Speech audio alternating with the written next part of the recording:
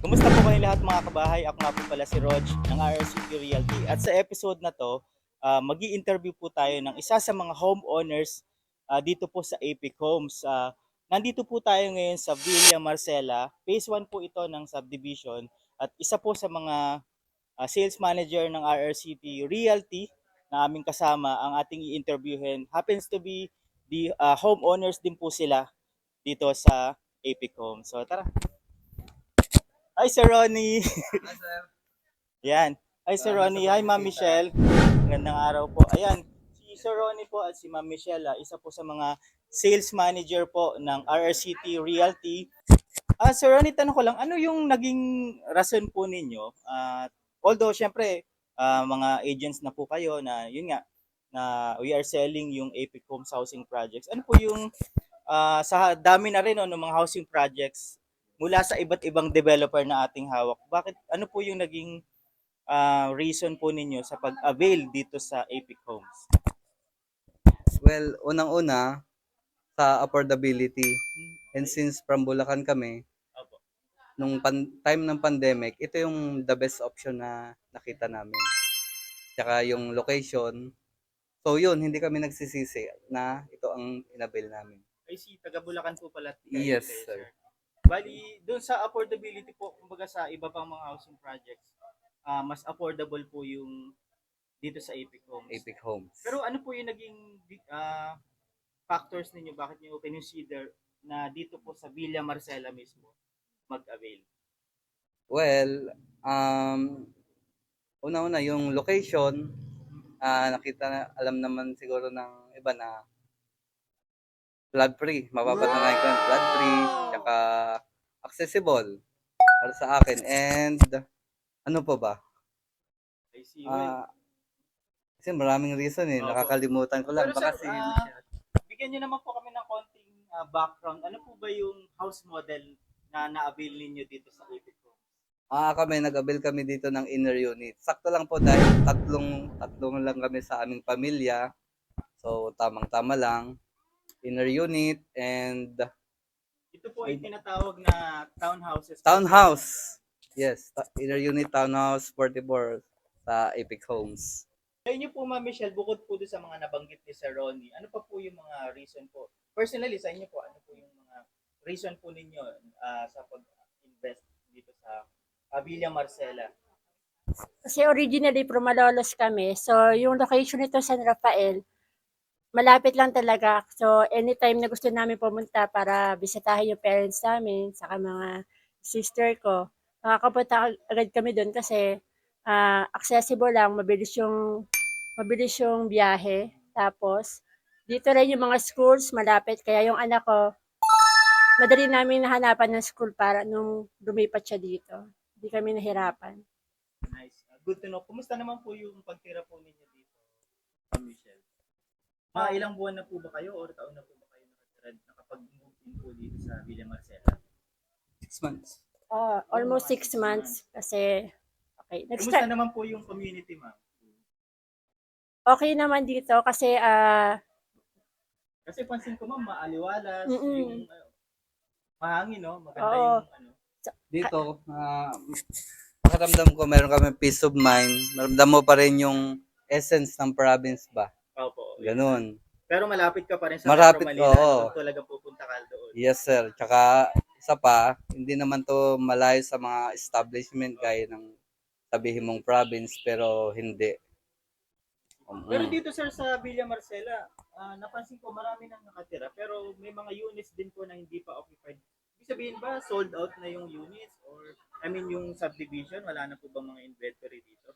Meron pa po tayong available dito sa Villa Marcela 1. At saka kaya yung mga vacant na yan, Opo. sold na po May yan. mga may-ari na Yes. dito, sir. So, possible na nasa pag-ibig pa lang or ayaw pa nilang tirahan. Okay. Dito pala sa Villa Marcela, nasa 40% ang Yung may, yung mga nakatira na po. yes, nakatira na.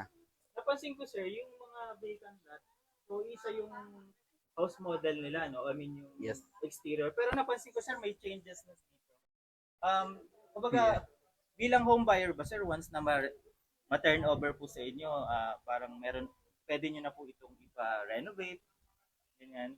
Yes, pwede na po itong ipa-renovate once ma-turnover basta mag-comply lang po sa construction ban. Merong minor at major. Ito po sir, saan po siya magpo-fall yung category ng renovation po na ginawa dito sa inyong bahay? Ang renovation po namin dito, ano lang, minor Minor renovation. renovation. Ano sir, when it comes dun sa na-avail po ninyo, let's talk about dun sa presyo niya, no? Yes. Magkano po ninyo na-avail sir and yung na-approve sa inyo sa pag-ibig?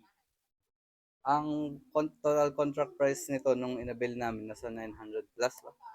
900,000 plus. 900,000 plus. 920 way back 2019. 2019. Tapos magkano sir yung na-approvehan sa inyo sa pag-ibig? Ba- 800. I mean sa amortization monthly po. 6,000 for 25 years. 25 years. Pero sa ngayon po sir, since may inventory pa, magkano na sir yung PCP niya and yung magiging mga monthly niya estimated dun sa mga computation? Okay. Sa ngayon po, ang inner unit dito, 1.3 to 1.4 million po. Ang laki na rin sir nung Yes. naging appreciation in a span of like 4 years, no? Yes, sir. So, bale kami, yung bahay namin, tumaas na yung value. 'Di ba? 1.4 from 900K, 1.4 na yung katumbas ng bahay namin. Doon pa lang, sulit na kami. Well, Yes, sir. congratulations po sir Ronnie and Ma'am Michelle. Sir, bilang panghuli, ano po Yes, yung sir. masasabi ninyo doon sa mga or kung makakapagbigay po kayo ng advice or payo sa mga kabahay natin na nagpaplano pa rin or kasalukuyan ng nag-i-inquire no ng pabahay para sa kanila? Ang mapapayo ko lang po, kung gusto niyo mag-avail ng ganitong klase ng housing project, tama naman po yung sinasabing the best time to buy is 5 years ago. So, yun po, kung hihintayin pa natin So, the best pong bumili ng pre-selling at saka kung ikaw ay willing maghintay, doon ka po makakasulit talaga kasi kahit na anong mangyari, ang presyo ng bahay tataas at tataas po yan. Thank you so much. Sa inyo po Ma'am Michelle, bilang last piece of advice po sa ating mga future home buyers po. Ano ba yung, kasi yung iba, nag-hold back sila dahil mahal ito, malayo ito, mga ganun. Ano po yung mapapayo niyo sa So, kanila? masasabi ko lang, yung mga, kung ang salary nyo ay, kung kaya nyo na yung monthly na isang specific project, huwag na kayong masyadong patagalin. Kasi yung mga project na yan, malapit na to sa Manila So, once na sold out itong project na to, palayo na ng palayo. So, kung nalalayuan kayo ngayon, mas malalayuan pa kayo later on. Kaya, dahil naman sa mga infrastructure projects, marami ng mga bypass roads. So, hindi natin masasabi malayo ito sa Manila.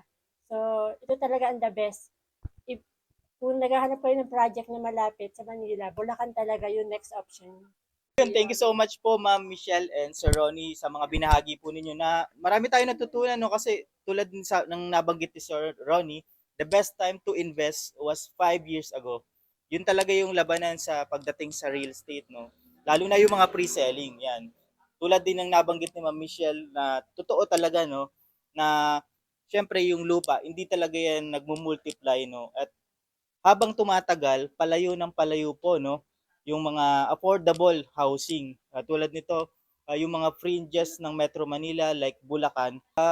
Thankful pa tayo or grateful pa tayo kasi meron pa mga affordable housing or mga low-cost housing na available dito.